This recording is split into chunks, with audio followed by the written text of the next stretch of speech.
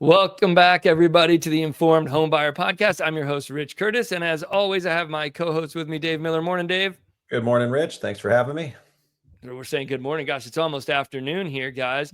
Today, we are going to be covering for you one of the most common questions we get and why it might not be the right question, why you should take a slight tweak on that question. So one of the most common questions I get as a realtor, and Dave, I'm sure as a lender all the time, is should I buy now or wait? Should I sell now or wait? How's the market? Is it a good market to buy? Is it a good market to sell?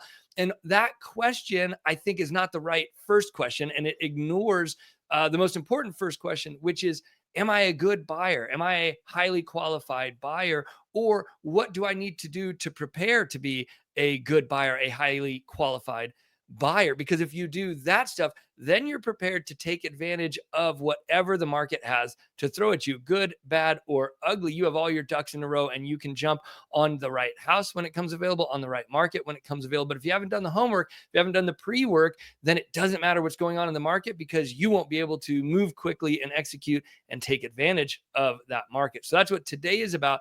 These things never change. One of the offline conversations Dave and I were having is that with all the turmoil and the economic uncertainty and the fast news cycle and throwing at you, the market shifting, should you do this now? Should you do that now? Everybody kind of ignores the fact that over the course of 20 years for me, and I think maybe 25 plus for Dave in this business, what makes a good buyer, what makes a highly qualified buyer, what makes a buyer who's in a safe financial position to make the biggest investment and biggest transaction or purchase of their lives hasn't changed in 20 years in the business for me, or 25 for Dave. And so today we're going to go over our 5 criteria for you, and some of them might surprise you, especially number 4 and number 5. I think people ignore a lot. We're going to go over our top 5 criteria of what makes a good, highly qualified buyer, so you can decide, are you even ready to listen to us about what's going on in the market? Are you even prepared to make that leap? So let's get stuck right into it. Number 1, Dave, we have good credit.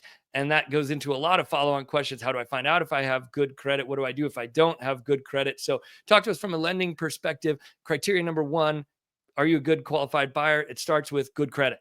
Yeah, that's correct, Rich. Is some established credit. That means you've had some credit cards, or you've had items that you've financed over a designated period of time. So you have some established credit, and then you have a credit score.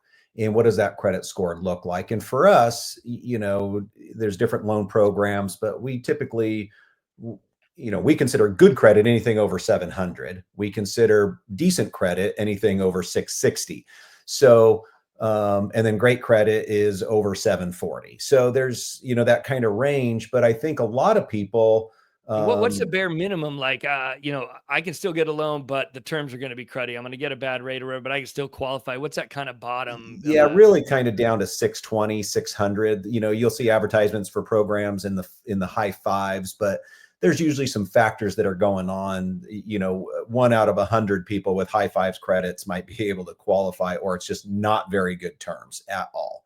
Yeah. So, I think that the theme of this is just really preparedness, and whether you're, and we're going to go through the 5 things, and just because one thing doesn't check the box doesn't mean that you're not in a position, you're not going to be in a good position. So we go through these, and then you understand and you get prepared. Say, okay, well, my credit's not great now. What do I need to do to be prepared? So and how long is that going to take? And follow some guidelines that we provide for you.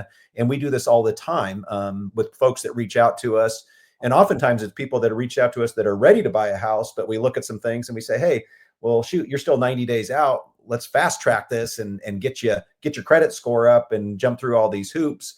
Let's not put ourselves in a position where we are, up against the, pressure situation where we got to do it, and you might not have enough time to do it. Yeah, I think that's really a critical point. And so I think we can talk about the ways you can figure out your credit score and what happens if you don't do that. So of course you can monitor yourself. Most of your credit cards will have, or your bank might have, an internal sort of credit monitoring system, Dave. But one of the challenges with those credit monitoring systems, if it's not a paid one, if it's a basic one, in my experience is they're just pulling one score from one of the 3 agencies, and you guys do that a little differently. So talk about how somebody might just look on their online one and think, I'm good. And it says 740. I'm great. And then they call you and they're like, wait, what? why is it lower? Or, why is there a ding that all of a sudden makes it that I can't get a loan? Why didn't my credit monitoring tell me that? So could you Yeah, talk a and little bit about the difference there? so there's different credit scores based on what industry you're looking to, that your credits ran in. So typically these online or your general, they might be for qualifying for a credit card. So if your bank or your credit card company is giving you a credit score, that's what they use to determine your credit worthiness for, for lending, so to speak, or, providing you with credit accessibility in the form of a credit card, and what those credit limits might look like based on your credit score. And then there's a mortgage credit score, which is a little bit different. And so I've seen it sometimes higher, not usually. Usually it's a little bit lower than what your consumer credit score looks like that you're getting from one of those services. So it's always good for us to look at that. And it's not something that has to be done right away either. So if I have a conversation with you, and a lot of people are been instructed or like, oh, don't ever have anyone run your credit, right? That's like big deal. I'm never going to run someone's credit or suggest we run their credit without having a general conversation first, identifying, what kind of credit score is your consumer credit service provider providing with you?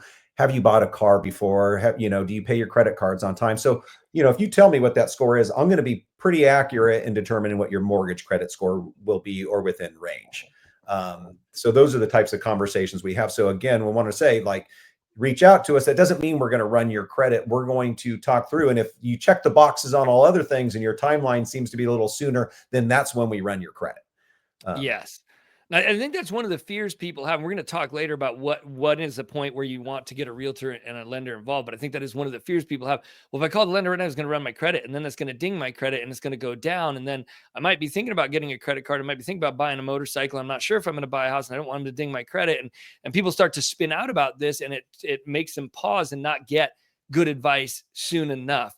So it's an important point is, in the first 15 minutes, we're not running your credit. We're just having a conversation to determine what your timelines are. Do you meet these other 4 criteria that we're going to talk about? And if all things look good and we think, sounds like you are ready to buy a house and you do want to move sooner, then you don't want to wait or pump the brakes on getting your credit pulled. Then you do want to get it pulled because, for one, it's not going to ding your credit that much, and it recovers really quickly. It makes sense to the credit agency that you are buying a house and a lender pulled your credit to look at it for buying a house purposes. Yeah. Right, And I Dave? think that's 100% accurate, Rich. And I think the other thing for people that are watching this is everyone's got a different timeline. And when we're talking about this timeline horizon, you could be in your last year of college and you know what your field looks like, what the income's going to demand, or demand, or you're just starting that new job.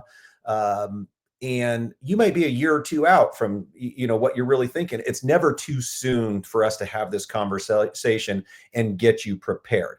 And I think, Rich, you mentioned there's some fundamentals that just never change, right? And there's some fundamentals that may change, but just preparedness is key. And I get a lot of people that come to me that said, "Oh my gosh, I thought I would never be able to buy a house," and they're prepared to buy one in the next 90 days.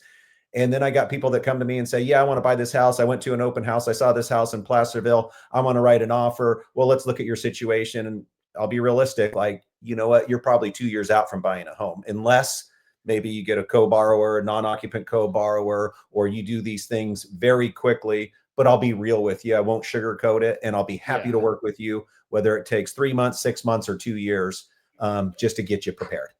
Yeah, or we look at some alternate pathways. Okay, you haven't been saving yet because you just contacted us. Well, do you have a 401k that you can loan yourself money from? Do you have some other assets that you can use if you want to make this happen now? And that's where all of this, like, one-on-one personal individual information comes from. And getting personal advice is really key in that regard. So one of the things that gets people out, people, they have these reasons for not wanting to contact us earlier, and they don't want to have the credit pulled, they don't want to have things dinged, like we talked about. But there can be some real, negative side effects of not doing this soon enough. And this is not just for our buyers; this is for our sellers as well. A story I tell all the time to illustrate this is in California, where we work. Dave also works in Nevada, so Dave can write a loan anywhere in California and in Nevada. For myself, I only work in the state of California. And in California, once you sign to sell your house, you really have almost no way out. A buyer has to blow a timeline. You have to give them a 48-hour notice to perform. They have to blow a timeline a second time, and then you can kick them out of the transaction. And that literally almost never happens. Buyers can bail out for any reason. Sellers really can't. And so if you're going to sell a home and buy another one, right? Because most of you sellers, you actually are buyers too. So a buyer education is helpful for you. You need to be able to qualify for a loan for the home you're about to buy. And sellers kind of take it for granted that, well, I was able to buy this house, so I'll be able to buy the next house. And I always make my sellers go through a full pre-qualification process with a great lender like Dave and get the credit pulled before we list their house. Because once they've signed to sell it, if they cannot get the loan for any reason, now you're homeless. And oftentimes, if you don't qualify for a loan because of some kind of credit ding or whatever, you may not even qualify for a rental, because rentals pull credit too. So you can really, truly become homeless. And I had, of course, it was a close friend of mine, so they never listened to you. They had bought a luxury car right before we listed their home for sale, a few months. The luxury car wasn't going to be a credit issue for them, but he assumed because he had his credit pulled for the luxury car and it was great then, it would be great now. And I said, no, you got to get it pulled again. Let's make sure. And he didn't do it. And we got him in contract with a buyer to buy his house, and we got him in contract on his dream replacement house. And then the credit was pulled, and oops, you don't qualify for a loan. The wife had a $50 T-Mobile collection from a decade ago that they'd been mailing to the wrong address. And this had gotten sold off 15 times till it got to like Joey, the bottom feeder debt collector. And Joey didn't know how to properly record things with the credit agency. And he recorded this against him because he wanted to get his money, his $50. And he recorded it in a way that made the wife's credit score unreportable. I don't know if you remember this one, Dave, but Yeah, I do. Yep. and it took 3 weeks, 14 different lenders and credit fixers to fix this issue to save the transaction. Their buyers wouldn't let them out. They were going to be homeless. They had 2 huge dogs and in the Bay Area, and they were not going to be able to find a rental. Took 3 weeks and 14 lenders. It was extremely stressful. We finally did get it fixed for them. They stayed in contract. They did get the dream replacement home, but it was really, really dicey and a lot of stress. All that we could have dealt with before ever listing their home if they had just taken the extra 5 minutes to call and say, pull my credit, get it done. Yeah. Right? And So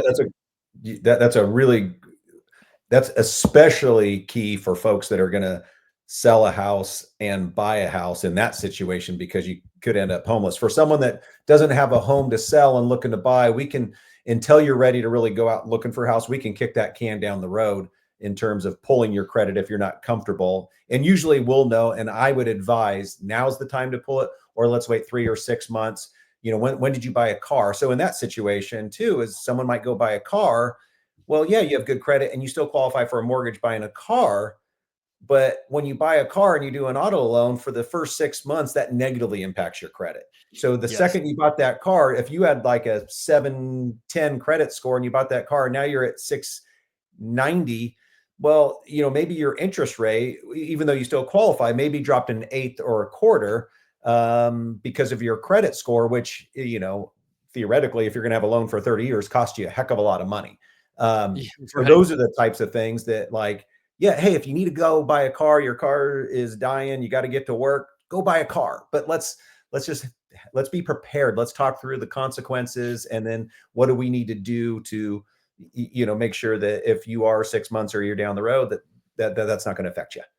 Yeah, and if you're a month away from buying a house, then maybe the conversation is you do $1,000 Band-Aid repair on that car, you get your mortgage closed, and then you go buy your new car. Because yeah, or you go rent a car for 30 days and, you know, at $30 a day, whatever that looks like, and it still saves you a ton of money in the long run. Yeah, because the reverse isn't true. If you go buy a car, it could absolutely scuttle your ability to get a loan on a house. If you've just bought a house, car dealerships will sell anybody a car with any amount of bad credit, any Right. amount of they don't care. They just want to move units. So you can buy a house and go right out and buy a car.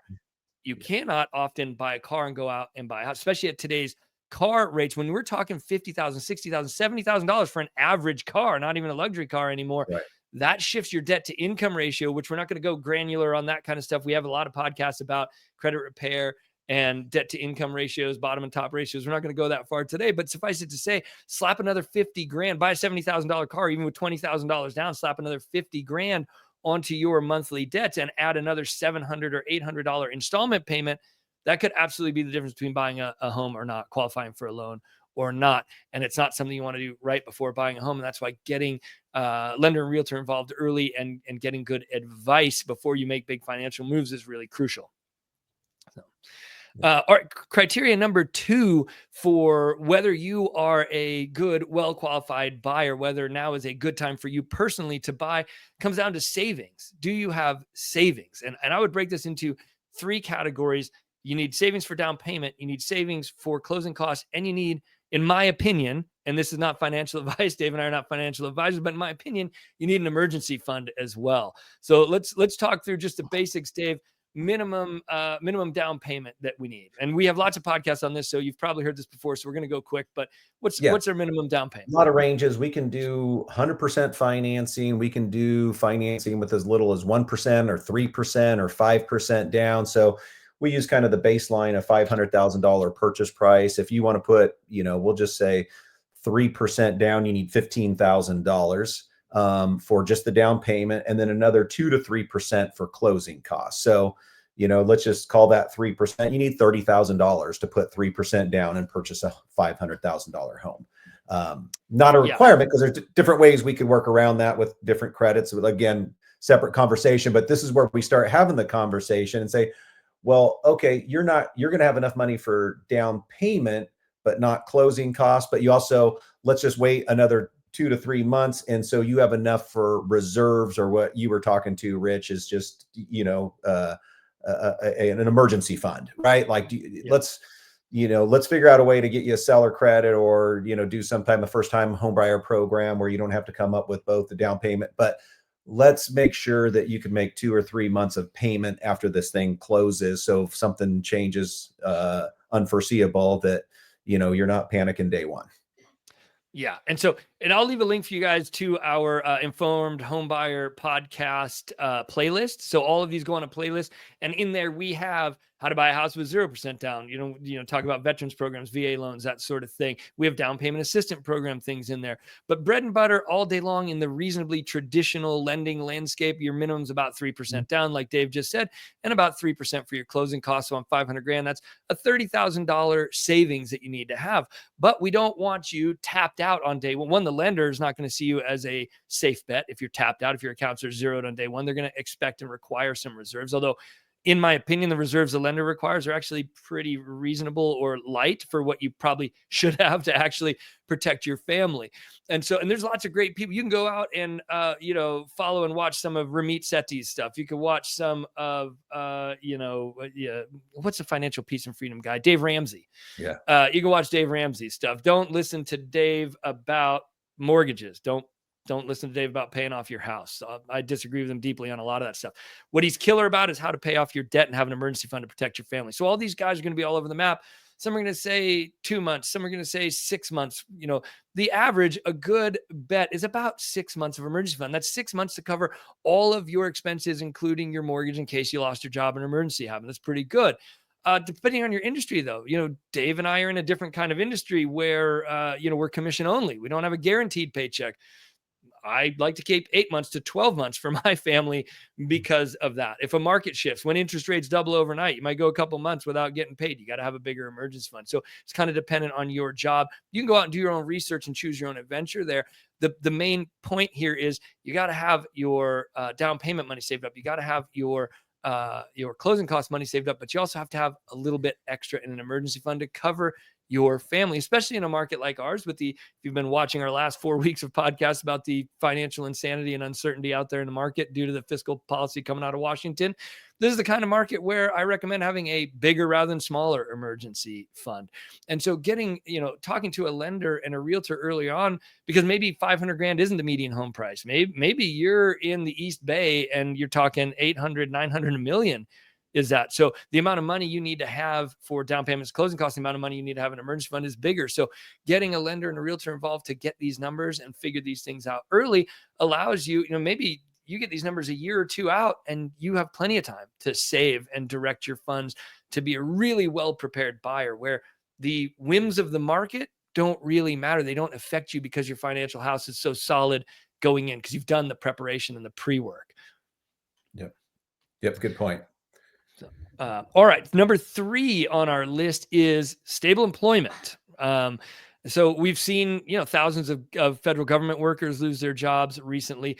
Unemployment, and Dave, actually, why don't you give us a 30-second update that we just had the Fed meeting Yep. yesterday, and they talked about the unemployment numbers. So what's unemployment look like in the country right now? Right now, it's hovering in the 4% range, which is what their target number is for unemployment. And so when Rich talks about the Fed, the Federal Reserve, the FOMC, whatever you want to refer them to, what they're two charters to manage inflation and manage employment, right? So, and those two things, together are what determines whether the Feds are going to increase or decrease the short-term interest rates, right? Which affects ultimately mortgage interest rates and the cost that is for borrowing. So when we talk about unemployment figures, in different industries are completely, some are insulated, some aren't. So and when Rich talks about stable income, and we look at, okay, what does that income look like? What's your likelihood? Are you a teacher that is tenured, or you're about to be tenured? So all those things come into play. Do you expect 3% annual increases in your income, or whatever that number may look like? So yeah, Yeah, you are you might be on a able to. guaranteed annual step salary increase in a state job? Yes, we look at all those things, and we look at things like, hey, in your industry, like it's, people are getting, furloughed or laid off left and right. Let's talk through that. And what's your plan B? Do you have is it just you buying the home? Do you have someone else? What's their job? Like you and Rich talked about, for our income can be highly fluctuating, but if our spouse or significant other or whoever is, do they have some stable income? That all comes into play and changes, what your profile looks like in terms of income preparedness to buy. Um, Yeah. And so stable income from a lending perspective looks like, number one, do you have 2 years of documentable employment in that industry, right?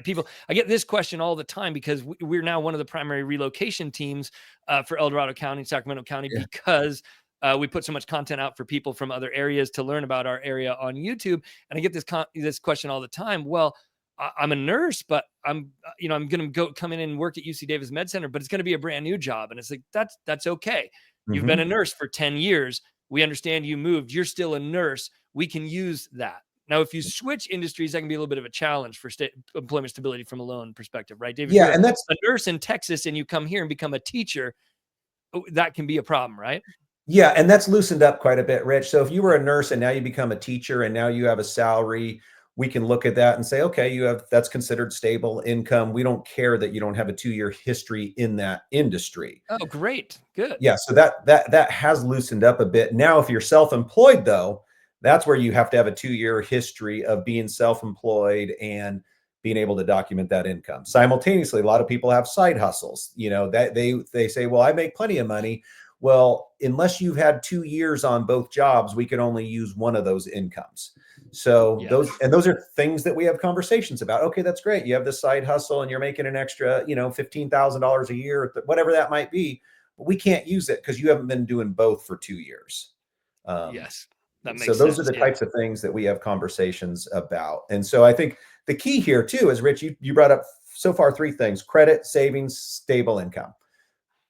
Now, they don't all have to be great, right? If you have good savings and stable income, it allows for lower credit. If you have great credit, Yes. low savings, stable income, then, I'd say for me, at least the conservativeness, stable income should be number one. And then we can figure the other two out. Yes. Um, And and in an environment like this, where the ground is shifting underneath our feet, sort of fiscally, job market wise, geopolitically, there's so much chaos for people. Evaluating your industry in light of what's going on is really important. So if I was a federal employee right now, I might not consider myself having stable employment. If I'm a state employee, I might yeah, I've got a cushy state job. I'm locked in. I got my step increases. I'm Mhm. not going to worry about that. Like my wife works in a position that's grant funded that has a number of years that it's locked in, the grant's in. So, how many years you have stable employment for, right? Now, as we approach potentially a recession this year, and I hate throwing that word around, but it's a reality. What are the types of industries that struggle in recessions? Well, if you're a high-end fake lawn installer, I might not be considering myself, having stable employment going into a recession if it really gets recessionary, right? If I'm a teacher, recession doesn't really matter. We still need teachers, right? If I'm a bus driver, probably going to be okay, right? I still need those kind of people. That's all okay. But if I'm if I'm a tradesperson going into a recession, well, when we go into recessions, people kind of stop the remodel train. They start doing a little more DIY plumbing and not hiring the plumber. So if I'm in the trades going into a recession, that could be a challenge for me. So this is an individual self-assessment, and then you can talk to us about how we're reading the tea leaves as well. But the likelihood that you're going to continue to get a salary or is a key feature in whether you are a good buyer, regardless of what's going on in the market. Yep. So, all right, number 4, and this is one of the ones that I said some people might find surprising. Number 4 thing that makes someone a good buyer is having a long-term time horizon. The quickest way to lose money in real estate is to buy and sell on short time horizons. And that's because of the fee structures involved, right? If you're getting a loan on a property, you've got considerable fees. That 3% in closing costs, and a lot of that is you're prepaying stuff. And we break this down in another podcast. You're prepaying your own bills for taxes and insurance, but some of it is you're just paying a title company, you're paying a lender. In some cases in this environment, the way the commission structure shifted, which is again a topic for another thing, you could be paying a realtor, and those are fees you don't recoup. Those are what we call a non-recurring closing cost, a sunk cost. And now, in order for you to make a profit on that house, it has to appreciate enough to go beyond the sunk costs of buying it, right? And so if you are going to sell really quickly, if you have 3% in closing costs and you're seeing 3% appreciation in a year, it's basic math. You got to hold that house more than a year before you're even at a break even, right? And that doesn't include the cost of turning around and selling it. Well, now if you look at the average seller is going to have around a total of 6 or 7% all up in fees to sell. You might have to hold it 2 to 3 years before you get a break, even if you're just chugging along at a normal 3% appreciation. So when I talk to people and they say, man, am I going to lose money on this house? I tell them, number one, I can't tell you that. I don't have a crystal ball. But number two, if you're going to sell in less than 5 years, unless we're in a wildly, rapidly appreciating market, yep, you probably are. So for me, and you might have a different minimum, you can chime in, but for me, I tell people minimum time holding horizon when you're buying real estate that I want to see you thinking in is I'm gonna hold this house for 5 years. You're gonna probably do all right in 5 Yeah, and I years. think to that point, Rich, and again, we could point to another podcast, but whenever we're qualifying someone, is sometimes people can't see 3, 4, 5 years down the road. They can only see, okay, a year or two. The exercise I always have is, okay, what's your price point? What does your income look like? If you're going to need to relocate for a job or for whatever reason, what does it look like if you have to rent that house out because you can't afford to sell it? So, Yes. so Or that doesn't you could afford it, but you don't want to eat the money. Yeah. Right. That is correct. So I always look at that and say, okay, well, there's some other things that can help absorb the cost. Maybe you could rent it out for $500 less than your mortgage payment is, but thinking about how much money on that mortgage payment goes towards principal versus interest, you get to depreciate the property. I don't want to get into some tax advice or anything like that. But then you're going to relocate for a job that's going to pay you $1,000 more a month. So it's a win-win. And you may want to keep your loophole or excuse me, your foothold into being able to come back to the area where you have that house. So maybe, selling it isn't always a requirement, but if you have to, let's talk through it. Yeah, especially too, guys. Again, we work primarily, like I said, Dave can write loans in Nevada and California, but we primarily work in California. And we saw over a few years there through the pandemic this like flight out of California, which was actually totally overblown in the media. It wasn't as big as people said it was, but legitimately, I helped a lot of families transition out of here to places like Texas, Tennessee, Nevada, Arizona, and a lot of them, a staggering amount of them, came back. It is exceptionally hard to leave California real estate prices, buy in a lower price market, sell that lower priced house, and then come back. That's a big hill to climb because of just the expense of real estate in California. And the grass isn't always greener on the other side. A lot of my clients moved to Texas, found out there's no public land, there's no parks, there's no place to go with my kids, there's no Yosemite to go camping in. The water rates are high, the property taxes are high. and this just isn't what I thought it was. And they came Mosquitoes are big, back. right? Yeah, So, right. yeah. Yeah. And they came back, and then it was really hard and really expensive for them. So when you're making a big move, if you as a family can move to the new place and rent for a bit, or qualify for 2 homes and move to the new place, buy a home, but keep your home in the old place as a rental for a little bit so that you have a lifeline, a way to come back if it turns out the grass isn't greener on the other side, that's always a good idea. And that also extends your timelines to allow more appreciation before you sell. Maybe you do move to Texas and you find out I love it here. I'm not coming back to California. I'm still going to rent that for 2 more years, get a couple more years of appreciation, and then sell so I don't need some money, right? So minimum timeline for me is 5 years, but also getting advice up front of what does it look like if I have to rent this out? What does it look like if I have to sell this in less than 5 years?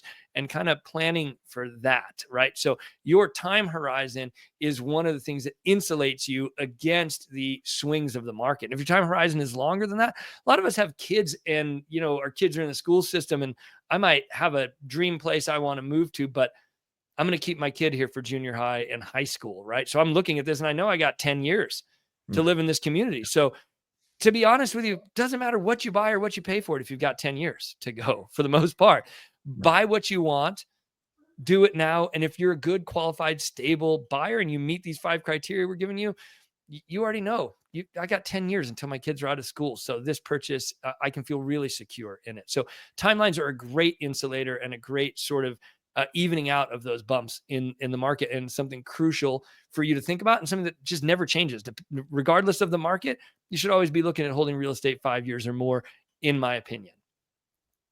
Yeah, I agree completely. And again, I would say if you are, what we talked about, someone that's potentially going to be a home buyer in the next 1 to 2 years, have a conversation with us. If you're someone that has a home to sell currently, or excuse me, you own a home, but you think you may want to sell that and either move away or buy a bigger home or downsize, have a conversation with us sooner than later. It's all about preparation.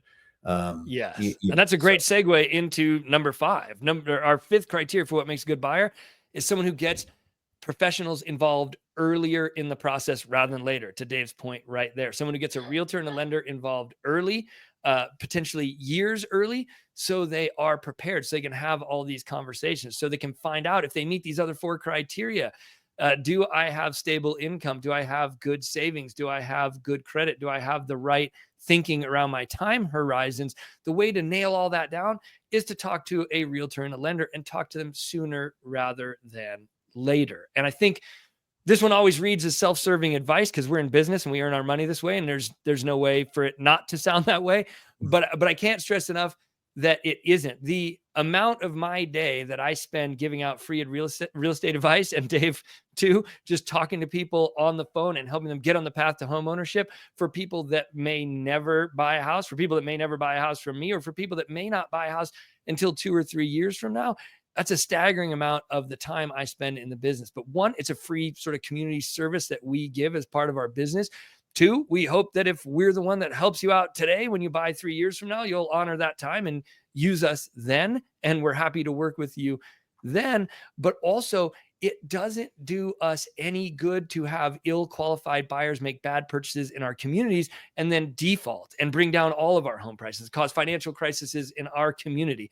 It is in our best interest as a community, as a people, as a country, to give you the best financial advice you can, because when you win financially, we win financially. I lost $50,000, no joke, in home equity value in 1 week in the pandemic because 2 of my neighbors didn't know I was a realtor, or were embarrassed, didn't reach out to me, put the keys on the counter and walked away. Both of them probably could have short sailed, and we might have lost 20 grand in our neighborhood, not 50 grand, just because they didn't get that advice, right? So it benefits all of us for you to make good choices. So getting someone involved in the process early enough, who cares if it's years away, get somebody out here. And I think here are the barriers to that. One, I'm embarrassed about my financial position, right? We get people all the time, Dave, that kind of, they tell us they make a little more than they do, or their credit's a little higher on the Sure. phone, not because they're trying to be disingenuous, just because they feel bad. This is kind of an emotional thing for people about where you're at financially. Sure. Yeah. And I think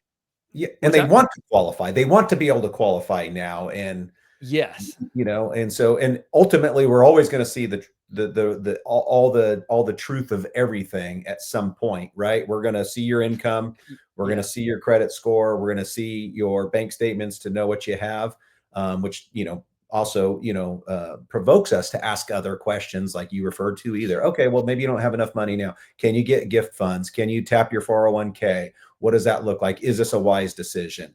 And the other thing, to your point about this being self-serving, is more often than people think, we tell people you're probably not in a position to buy, and you might not be for the next 2 years. But that doesn't mean just go away or don't call me. That's like, hey, But here's what you can do, and let's put you on the path to home ownership. and so that, saying you can lead a horse to water, but you can't make him drink, that's up to you. And I have people call me back in 6 months and say, okay, I didn't do everything you said to do, but this house just came on the market. Well, sorry, like you're still in the same situation, right? So, Yeah. Or maybe we'll you did enough. Let's relook at it, and let's see is there anything we can do to get you into this thing? But it's exactly. so much better if you did everything we said and you're Yes. just ready to pounce when that dream Right. home comes up. Yep. I agree. Yeah, Yep. 100%. And I think so. From my perspective, there is no economic judgment of where you're at right now. I tell two stories about this. One is I've been in real estate 20 years, but before real estate, this is not a lie. There's no joke. This is literal numbers. I lived in the back of a 1987 4Runner, lots of rust, parts falling off. I was that guy that should have had the bumper sticker that said "If parts fall off, honk." Right? I made $8,000 to $12,000 a year. I was a raft guide. I spent 100 days a year in a sleeping bag. I loved it. If you watch any other videos on the channel, I've talked about it. It was great, but I was broke, like absolutely broke. And there was a choice. I'm not being like, oh, poor me, I was broke. I was choosing to make $100 a day guiding rafts. However, I've been there, and I've gone to lenders and realtors and talked to them before I was one about what do I need to do to get involved in this? What would I need to show? How much income would I need to have? I've been in real estate 20 years now, so things are quite different. But I've been at an income level that people would judge me for at some point in my life. And I can guarantee you there's no judgment from me, no matter what you make, no matter what your credit is now. We're happy to take a look and tell you where you need to be and get you on the path, to home ownership. Yeah. And I think, Rich, I knew you when you just transitioned into real estate and then helped you with your first purchase. So you were that guy that Yep. just didn't qualify. Thank goodness you have a wife with, some stability there, but, but 100%. that was the process. And we had conversations, and when the timing was right, the timing was right. So, Yeah, um, yeah. And that's 20 years ago, but everybody is at a different point in that process, and there's no judgment from us. I have family members who make a wide range of incomes, and we've helped all of them. We've been able to get all of them eventually on the path to home ownership. So don't let that sort of fear of judgment prevent you from calling. The other fear I think that prevents people from getting us involved early enough is they don't want some jerk calling them and emailing them, like call them once a week. Are you ready to buy a house now? Are you ready to buy a house now? Emailing them, spamming the hell out of them, or pushing them. They're not sure maybe if they want to buy a house now, and they're afraid if they get on the phone with a salesperson, they're going to push them. And I really think that there are people out there like that, certainly. And you yourself have a great BS filter. You, the listeners, you have a great filter for who's a good person and who's not. And if you're on the phone with someone who's pushing you or making you feel that way, there's a simple solution. Just hang up the phone and call somebody else. If you throw a stone in your town, you'll hit 4 realtors and 4 lenders. So you are spoiled for choice. You don't have to work with anybody who's a jerk or anybody who's pushy. So don't worry about that. Get on the phone with the right people. Get a referral from a friend, somebody, somebody whose content you've been watching, somebody you can trust, and know that if they start going down that salesy route, you can just cut them off and move on to somebody else. Nobody wants to be sold. And I can say for me, this isn't a sales career. I don't have 4 cars and I got to sell you one of those 4 cars. I can show you any house in the state of California. It doesn't matter to me which house you buy. It matters to me that you find the right one for your family and that it's the right time for you. We approach this, I think you can see from this podcast, as a guiding and an advising career. So we're going to give you the best advice we can. We're going to guide you down a process and a path, and then you choose when you pull the trigger. So there's no sales pressure here, and not all of you are in a position to use Dave and I, and that's fine. Find somebody who's approaching it that way. If you feel sales pressure, bail out, but don't let that fear of sales pressure stop you from getting the advice you need to move forward. right. And I think if to that point, if you guys are considering using me or Rich or both of us, we're probably guilty of being the opposite of pushy Sometimes, yeah. salespeople. I'm going to give you some advice. I may follow up with you on a predetermined follow up. So Yeah. give you some advice. Hey, let's talk again in 2 weeks, a month, in 2 months, 90 days, whatever that looks like. You're not going to hear from me until then. Or you may say, hey, I will circle back with you, Dave, when I feel like I've done these things. All And that's good. fine too. That's fine too. And that's a So great litmus test. We have other videos on the channel for how to pick a lender, how to pick a realtor, but that's a great litmus test. If you tell someone don't follow up with me and then they do, game over, pick somebody else, move on. You're in the driver's seat. The key is just not to let the fear of that stop you from getting the advice that yeah, you need. And I think ultimately the final thing that stops people from calling people early enough is they already know they're not ready. Like they know they've looked at their credit score. They know they look at their savings account. They know. But even if you know you're not ready, but this is a goal of yours in life, I have no problem spending 15, 20 minutes on the phone telling you, and Dave either, evaluating where you're at now, telling you where you need to be, and helping you on a path to get there. You can call me and say, and you should be able to do this with any realtor or lender, I know I'm not in a position to buy. I know I'm not ready. Here's where I'm at. What do I need to do to get ready?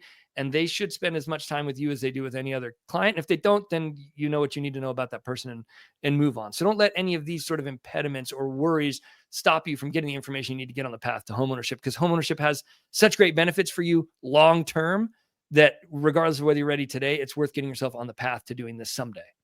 right. And I think for that, don't think, and I'll use cliche, like, don't think, oh, maybe I'll get lucky and I'll be able to buy a home, right? Well, luck is sometimes defined as preparation meets opportunity, right? So if you're Yes. prepared and the opportunity comes along, that's not really luck. So that's what we're here for. We're here to help you prepare. So when the opportunity and the timing's right, we can support you and help you with that whole process.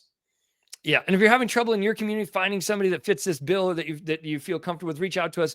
We have contacts all over the country. We can help you find somebody like that. But the point of today, and I think this is a good place to wrap it, is uh, what's going on in the market, how's the market, is a good question, but the quality of your life is determined, in my opinion, by the stories you tell yourself and the quality of the questions you ask, right?